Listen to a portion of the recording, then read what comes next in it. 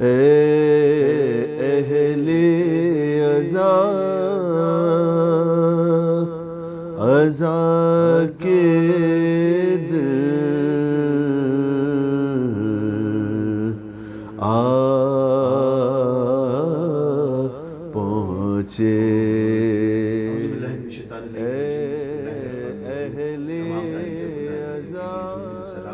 محمد وعلی محمد کے لیے ناظرین اکرام، قائم ٹی وی کی خصوصی محرم نشریات میں آپ کی خدمت میں خاور حضرت نقوی اور ہمارے ساتھ موجود ہیں، جو کہ مسلسل ان ایام میں 9 دن تک ہمارے ساتھ موجود رہیں گے۔ ہمارے مہمان مولانا اسد علی زیدی، جو کہ بے انتہا خوبصورت گفتگو فرما رہے ہیں حسین شناسی کے موضوع پر۔ اور آئیے ناظرین، آج ہم پھر دوبارہ اپنے دوسرے پروگرام کا آغاز کرتے ہیں اور آج پھر ان کی طرف چلتے ہیں اور بات کرتے ہیں۔ جی حضور السلام علیکم۔ وعلیکم السلام۔ جی حضور، آپ نے کل بے انتہا خوبصورت گفتگو فرمائی، موضوع جو ہمارا ہے حسین شناسی۔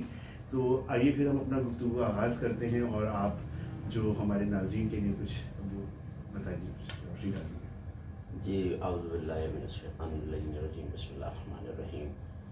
یہ دوسری نشست ہے اس پروگرام کی، سن 1444 ہجری کا عشر محرم الحرام ہے، اور ظاہر ہے یہ ہماری دوسری نشست ہے۔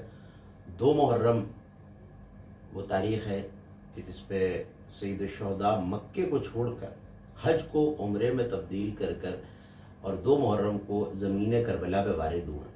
اور سید الشہداء ظاہر ہے کہ ہمارے سننے والے جانتے ہیں، اور مسلسل مجالس میں سنتے رہے کہ سواری رکی، سید الشہداء نے بنی اسد کو بلا کے پوچھا کہ زمین کون سی ہے، اور کسی نے کہا غازریہ ہے، کسی نے نینوا کو بتایا گیا کہ کربلا ہے، اور یہ کہہ کے سید الشہداء نے خیمے لگائے کہ اب ہم قیامت تک یہی رہیں گے۔ تو یہ دیکھنا ہے کہ حسین کہاں سے آ رہے ہیں۔ امام حسین علیہ السلام مکے گئے ہیں مدینے سے 28 رجب کو، جب مدینہ چھوڑا ہے، بیعت طلب کی گئی ہے، تو امام حسین علیہ السلام آئے ہیں مکے، اور مکے میں ارادہ حج رکھتے تھے ظاہر ہے، اور اس کو پھر عمرے میں تبدیل کر کے، عمرہ تمتع میں تبدیل کر کے، اور احرام کو توڑا ہے سید الشہداء نے۔ میں اپنے نوجوانوں کے لیے، سامعین کے لیے، جو ہمارے نئے دیکھنے والے ہیں یا جو لوگ اس بات سے ناواقف ہیں، ان کی واقفیت کے لیے عرض کر دوں کہ یہ احرام توڑنا ایک فقہی اصطلاح ہے۔ طواف جو ہے اس کے کچھ احکام ہیں یقیناً، اور احکام یہ ہیں کہ قدم آگے بڑھتا چلا جائے اور پیچھے نہ ہٹے۔ تو سید الشہداء نے اپنے قدم کو پیچھے ہٹایا ہے، اچھا، اور حج کو عمرے میں تبدیل کیا۔ وجہ ظاہراً جو عمومی طور سے مشہور ہے وہ یہ ہے کہ حسین نے، کیونکہ یزید ملعون نے کچھ لوگوں کو تلواریں دے کے بھیجا تھا اور یہ کہا تھا کہ حسین کو حج نہیں کرنے دینا۔ اب ظاہر ہے کہ سید الشہداء کے بابا کی آمد بھی کعبے میں ہوئی ہے، وقت کی حجت ہے، نواسہ رسول ہے، تو حسین ڈٹ جائیں گے کہ میں حج کر کے رہوں گا، اور ایسے میں تم حسین کو شہید کر دینا۔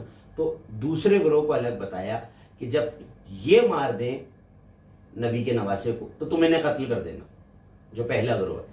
اب جب پہلا گروہ قتل ہو جائے گا تو قاتل ہی نہیں بچیں گے، تو انتقام کا مطالبہ ہی کیسے رہ جائے گا، بھائی قاتل ہی مار دیے گئے۔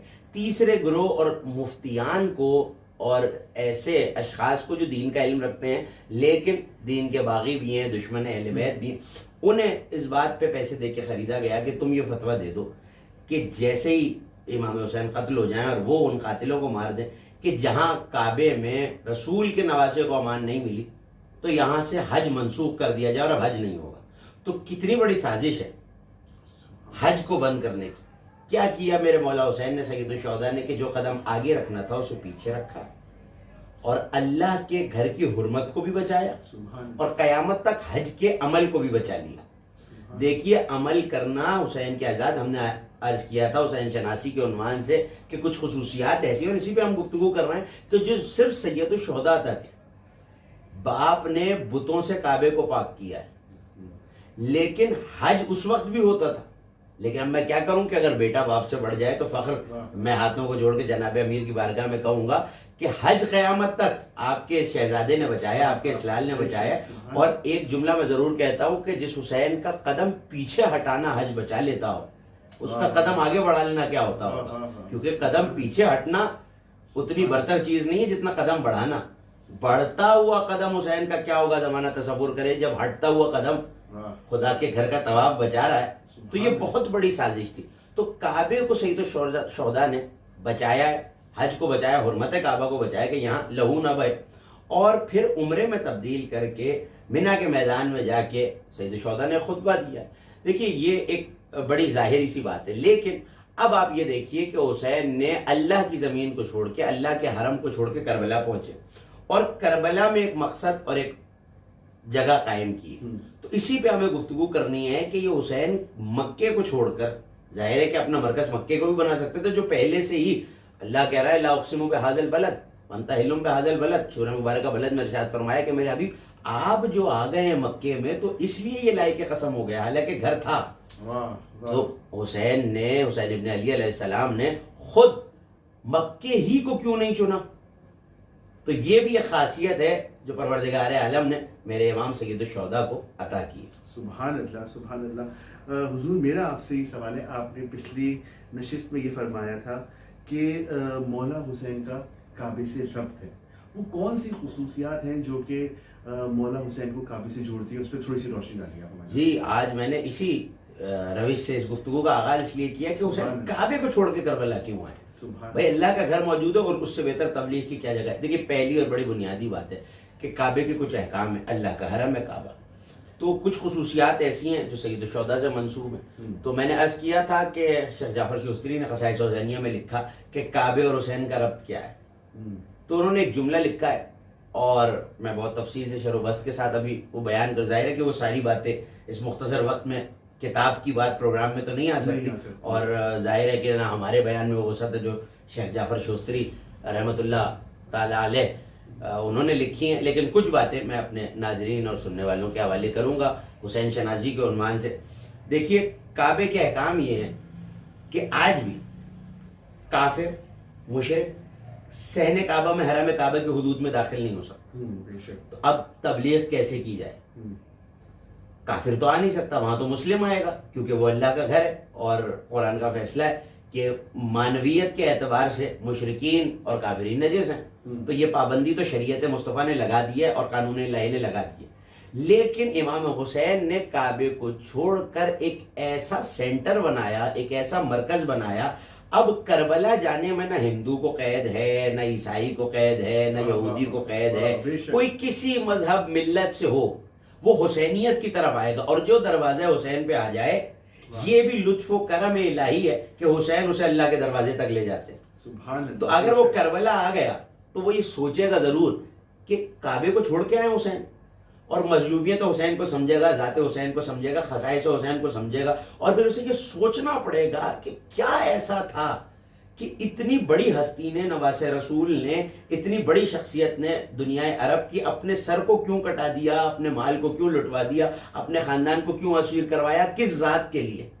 تو جب وہ حسین کے دروازے پہ آ جائے گا تو وہ اللہ کے دروازے پہ آ جائے گا. اس کا مطلب ہے کہ حسین نے ایک ایسا مرکز بنایا کہ جو کعبے سے ٹھیک نہیں ہو سکتے وہ کربلا سے پہلے پاک ہو جائیں اور پھر اللہ کے دروازے پر آئے.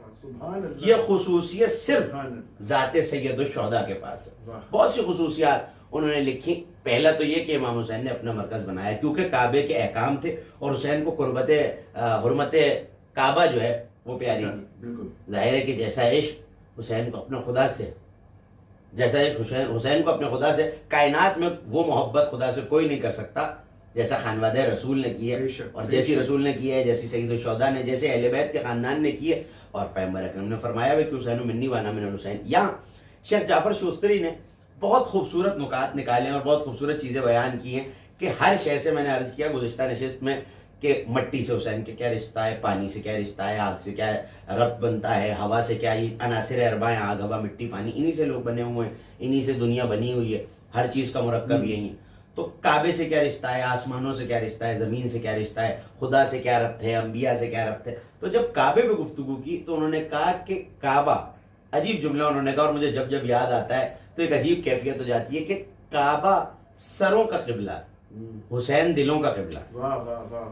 اور یہ عجیب بات ہے، علماء نے عجیب اتفاق، اور اسے ویریفائی بھی کر سکتے ہیں، اور یہ ظاہر ہے کہ جدت کا زمانہ ہے اور ہمارے سننے والے ناظرین جو ہیں وہ دنیا بھر میں ہمیں دیکھ رہے ہیں، ٹیکنالوجی کا دور ہے.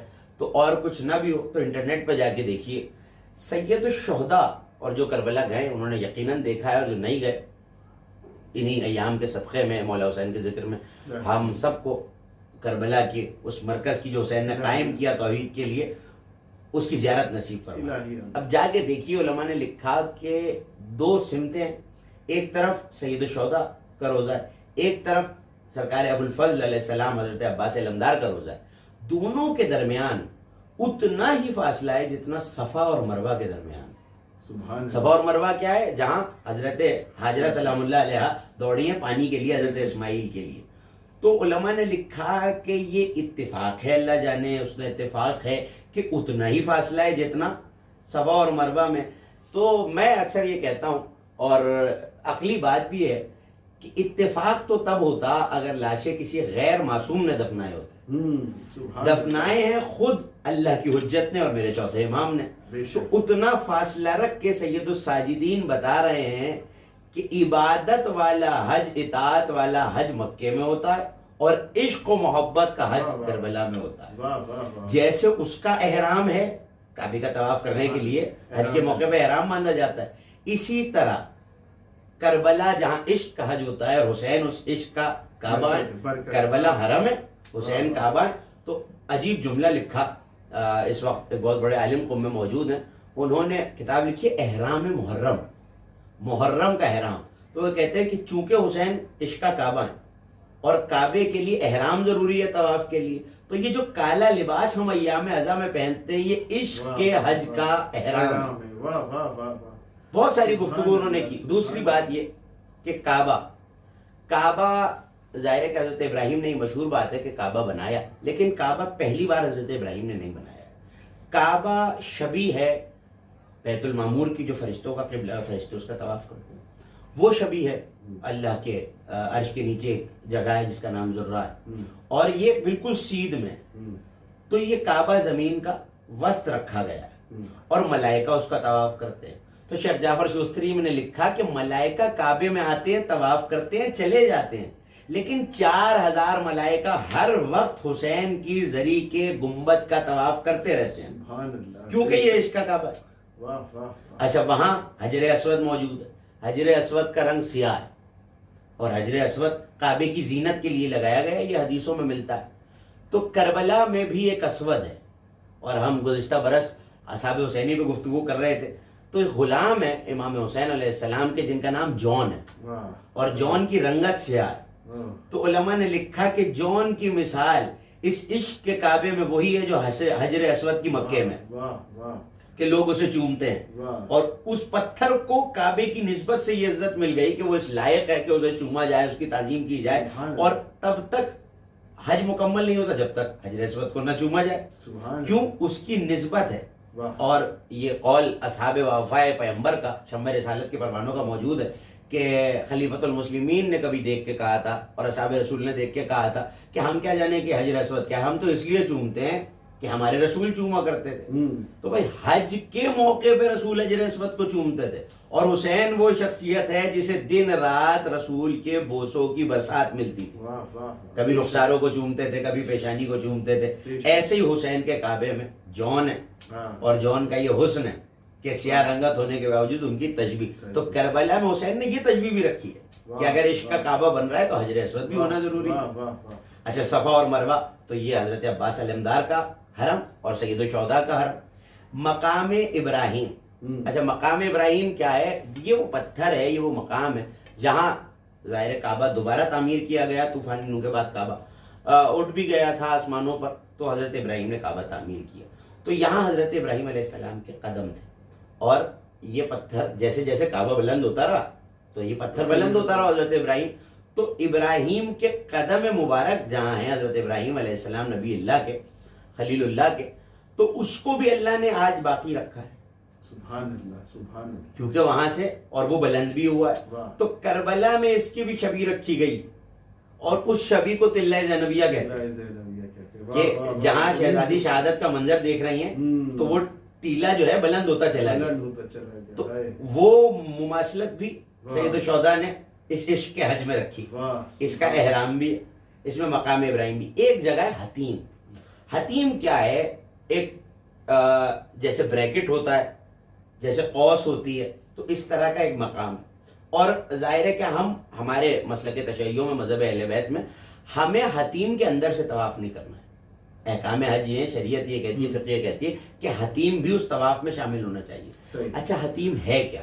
تو اب ذرا تحقیق کریں اور علماء سے بھی ہمارے سامعین پوچھیں اور اس پہ خود بھی تحقیق کریں کہ خود انبیاء کی آل اولاد کی قبر بھی وہاں ہے, ان کے گھر کا آنگن بھی وہاں تھا, ان کا سامان بھی, ان کے تبرکات بھی وہاں دفن ہے, ان کے گھر کے افراد بھی, اور کہا یہ جاتا ہے کہ خود حضرت ابراہیم علیہ السلام کی قبر بھی وہاں ہے. تو اللہ کے گھر کے طواف میں جو اس کا معمار تھا, بنانے والا تھا, اور جنہوں نے اس میں حصہ لیا یا جو چیزیں اس میں شامل حال رہیں, جو محرکات رہے, وہ بھی اس عبادت میں شامل ہیں. اسی طرح حسین کے اس کے حج کا حتیم گنج شہیداں ہے. جتنے اس حج کے ارکان رہے, امام حسین نے ان سب کی تعظیم کو بھی اتنا ہی رکھا کہ جب میں جاؤں تو جہاں حسین کی زیارت پڑھوں وہاں سید الشہداء کے اصحاب کی زیارت بھی پڑھی جائے گی, تو انہیں بھی شامل رکھا. سبحان اللہ, کہ یہ عشق کا حج کامل ہو جائے. سبحان اللہ, سبحان اللہ. جی ناظرین, وقت ہوا ایک بریک کا, اور ہم حسین شناسی کے موضوع سے بات کریں گے انشاءاللہ. آپ دیکھتے ازاں کے دل آ پہنچے, ازاں کے دل آ پہنچے. جی ناظرین, ہم بریک سے واپس آ چکے ہیں اور ہم مسلسل بات کر رہے ہیں حسین شناسی کے موضوع پر. آگے چلتے ہیں قبلہ کی طرف اور ان سے گفتگو کا آغاز کرتے ہیں. آج دوسری محرم ہے اور ہمارا جو آپ سے سوال ہے وہ یہ ہے کہ آپ نے کعبے کے ہی بارے میں, آپ ان کے ارکان کے بارے میں جو بتا رہے ہیں ساتھ ساتھ, اور مولا حسین کی جو ہم عشق کا جو حج کر رہے ہیں, تو اس میں آپ نے کافی چیزیں بتا دی ہمارے ناظرین کو.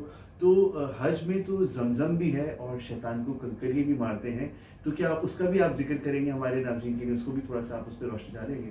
جی ہاں, یہ بہت بہترین آپ نے سوال کیا, اور یہ چیز وہ تھی کہ جس کی طرف مجھے آنا تھا. یقیناً سوال اٹھتا ہے جہاں حج کی باقی مماثلتیں عشق کے حج میں موجود ہیں, جہاں سروں کے کعبے کے لیے جو چیزیں دلوں کے کعبے کے لیے بھی ہونی چاہیے, تو یہ بات اتنی آسان ہے کہ زمزم کیوں پیدا ہوا اور یہ چشمہ زمزم کیوں جاری ہوا, کہ ایک بیٹے کو پانی چاہیے, بے آب و گیاہ صحرا میں. قرآن کہتا ہے کہ حضرت ابراہیم جب حکم ہوا کہ اپنی ذریت کو, اپنی آل اولاد کو, اپنے خاندان کو چھوڑ جاؤ, تو پلٹ کے کہنے لگے پالنے والے, میں بے آب و گیاہ صحرا میں, وادی غیر ذی زرع, قرآن نے لفظ استعمال کیا کہ جہاں زراعت ہی ممکن نہیں ہے, میں اس وادی میں, ایک اجڑ وادی میں, ایک چٹیل میدان میں اپنے خانوادے کو چھوڑے جا رہا ہوں. پالنے والے تو ان کی طرف لوگوں کا دل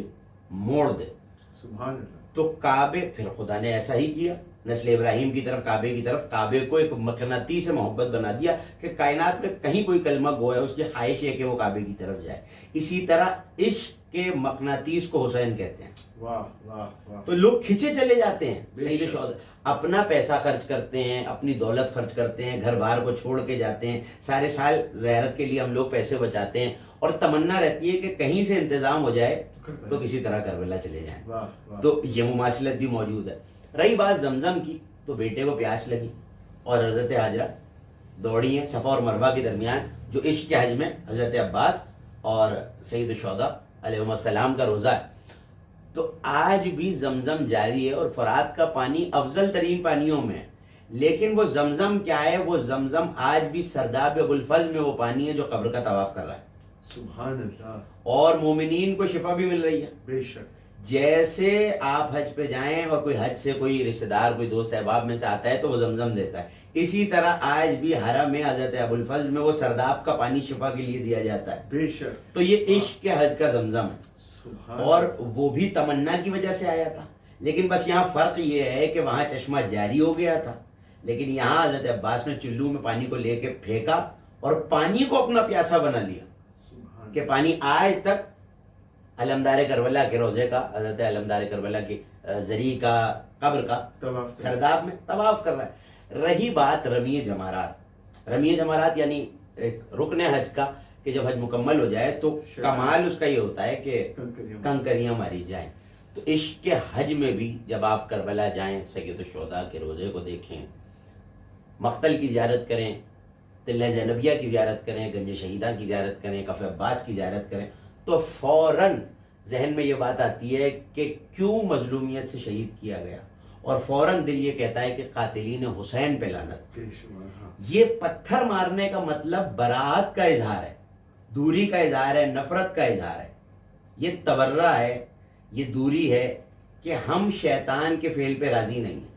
تو اسی طرح عشق کے حج میں جتنی محبت سید الشہداء بڑھتی چلی جائے، اتنی یزید اور قاتلان حسین سے نفرت بڑھتی چلی جائے۔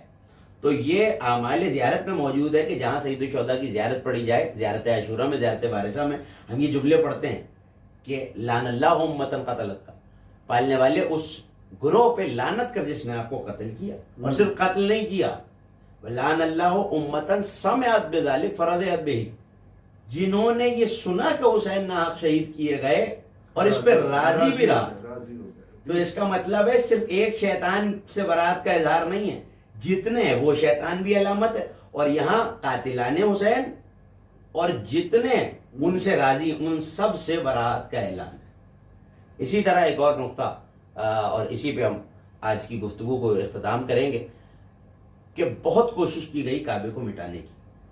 ایک واقعہ، ویسے تو کئی واقعات تاریخ میں موجود ہیں، لیکن جو مشہور واقعہ ہے اور جس کا ذکر قرآن میں بھی موجود ہے، الم تری کیف فعل ربک باصحاب الفیل، اے میرے حبیب کیا آپ نے نہیں دیکھا کہ آپ کے پروردگار نے ہاتھی والوں کے ساتھ کیا کیا؟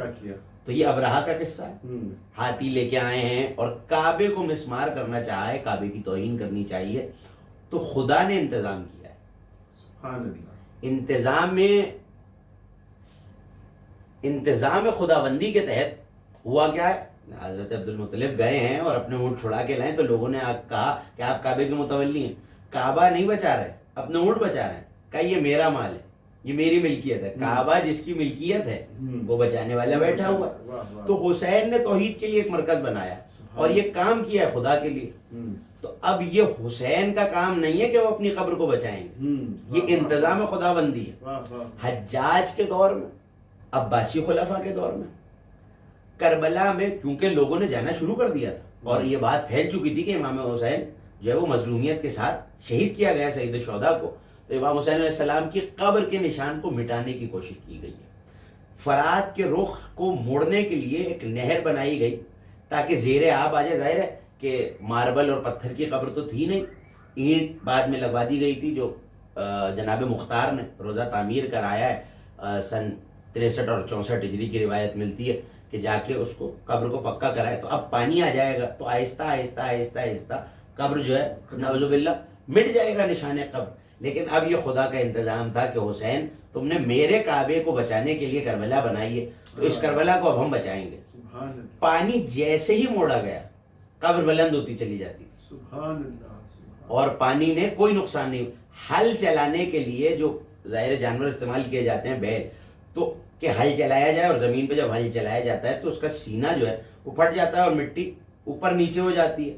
تو جیسے ہی جانور ہل چلاتے ہوئے قبر کے پاس آتے تھے، تو جانور تو امام کو پہچانتے ہیں، اگر کوئی جو ہے اپنے عقیدے سے پھر کے، انسان بے شک نہ پہچانے مگر حیوان حجت خدا کو پہچانتا ہے، تو وہ بیل وہاں جا کے رک جایا کرتے تھے۔ سبحان اللہ، سبحان اللہ۔ تو اب یہ حسین نے بچایا ہے کعبہ، اور یہ اب خدا کی ذمہ داری ہے کہ جس حسین نے کربلا کو آباد کیا۔ دیکھیے حضرت ابراہیم نے اینٹوں سے، گارے سے اپنی نسل کو وہاں چھوڑ کے بچایا ہے، لیکن کعبے میں حضرت ابراہیم کا خون شامل نہیں ہے۔ کربلا میں یہ جو عشق کا حرم، عشق کا کعبہ حسین نے بنایا ہے، حسین ابن علی علیہ السلام کا لہو شامل ہے۔ اور جس وقت 2 محرم کو زمین کربلا پہ رکے، اور یہیں سے ہم نے گفتگو کا آغاز کیا تھا کہ پوچھا کہ یہ کون سی سرزمین ہے کہ میرا رہوار آگے نہیں بڑھتا، اور 7 رہوار میرے امام مظلوم نے بدلے۔ کسی نے کہا یہ نینوا ہے، کسی نے کہا یہ غادریہ ہے، تو مولا کو جب یہ ایک بوڑھے شخص نے بتایا کہ مولا اسے کربلا بھی کہتے ہیں، فرزند رسول اسے کربلا بھی کہتے ہیں، تو امام حسین نے خاک اٹھائی اور سونگ کے یہ کہا ہے کہ انا للہ و انا الیہ راجعون، عباس خیمے لگائے جائیں۔ اب ہم قیامت تک اسی زمین پہ رہیں گے، ہماری قبر بنے گی، اور دیکھو بنی اسد والوں ہم سے ایک وعدہ کرو کہ جب ہمارے زائر آ جائیں تو 3 دن تک انہیں مہمان رکھو، اور زمین خرید کر بنی اسد ہی کو ہبا کر دی۔ لیکن مقتل کہتا ہے کہ جب خیمے لگائے گئے تو جناب فضہ دوڑ کر سید الشہداء کے پاس آئیں اور کہا کہ آپ کی بہن نے شہزادی زینب سلام اللہ علیہ نے آپ کو یاد کیا۔ جیسے ہی آئے تو دیکھا کہ حسین کی شہزادی جناب سکینہ جناب زینب کی آغوش میں، اور بی بی نے ایک مرتبہ پوچھا کہ بھیا یہ کون سی سرزمین ہے؟ کہ زینب کیا وجہ ہے؟ کہ جب سے میں یہاں بیٹھی ہوں ایک زرد رنگ کی خاک اڑ کے سکینہ کے بالوں میں آئی، تڑپ کے میرے مولا نے فرمایا زینب اسے یتیمی کی خاک کہتے ہیں۔ کہ بھیا یہ کون سی سرزمین ہے؟ مجھے اس سے اماں کے دودھ کی بو آتی، تمہارے لہو کی بو آتی ہے۔ کہ زینب یہ زمین کربلا ہے۔ کہ بھیا جب سے یہاں خیمہ لگا ہے تو مجھے خیمے کے پیچھے سے کسی بی بی کے رونے کی آواز آ رہی ہے۔ کہ زینب جب سے ہم نے مدینے کو چھوڑا ہے ماں فاطمہ زہرا ہمارے ساتھ ساتھ، اور میری ماں آئی ہے گریا کرنے۔ عزادارو یہ زمین کربلا ہے جس پہ حسین وارد ہوئے ہیں، اور جناب زہرا امام حسین کے ساتھ ساتھ گریا کرتی ہوئی آئی ہیں۔ لیکن امام حسین نے بنی اسد کو ایک اور وصیت بھی کی، دیکھو ہم یہاں شہید ہو جائیں گے، اور اگر ہمارے پیارے ہماری لاشیں نہ دفنا سکیں تو بنی اسد کے مردوں تم ہمارے لاشوں کو دفنانا۔ اور یہ کہہ کہ بنی اسد والوں کو واپس بھیجا کہ دیکھو اپنی عورتوں کو بھیجو۔ جیسے ہی عورتیں آئیں تو عزادارہ نے امام مظلوم ایک مرتبہ کہنے لگے اے بنی اسد کی بیویوں مجھے پہچانو، میں نبی کا نواسا ہوں، فاطمہ زہرا کا لال ہوں، زینب کا بھائی ہوں۔ اے بنی اسد کی عورتوں اگر تمہارے مرد خوف کی بنا پر ہماری لاشیں نہ دفنا سکے تو تم آنا اور ہمارے لاشوں کو دفنانا۔ اور جب وہ جانے لگی تو کہا اپنے بچوں کو بھیجو۔ جب وہ بچے آئے تو ایک مرتبہ کہا اے بچوں میں سکینہ کا بابا ہوں، دیکھو اگر تمہارے ماں باپ خوف کی وجہ سے ہمارے لاشوں کو نہ دفنا سکیں تو تم آنا اور کھیلتے ہوئے ہمارے لاشوں پہ ایک ایک مٹھی مٹی ڈالتے جانا۔ یہ وہ غریب کربلا ہے جس کا لاشا 3 دن تک بے گور و کفن رہا۔ امام مظلوم کی مظلومیت کو یاد کیجئے اور اس حسین پہ گریہ کیجئے اس عہد کے ساتھ کہ شہزادی ہم کبھی آپ کے حسین کو نہیں بھولیں۔ جاؤ حسین بانٹ رہے ہیں، نجات لے جاؤ۔ یہ کربلا ہے یہ معجز نما کی بستی ہے،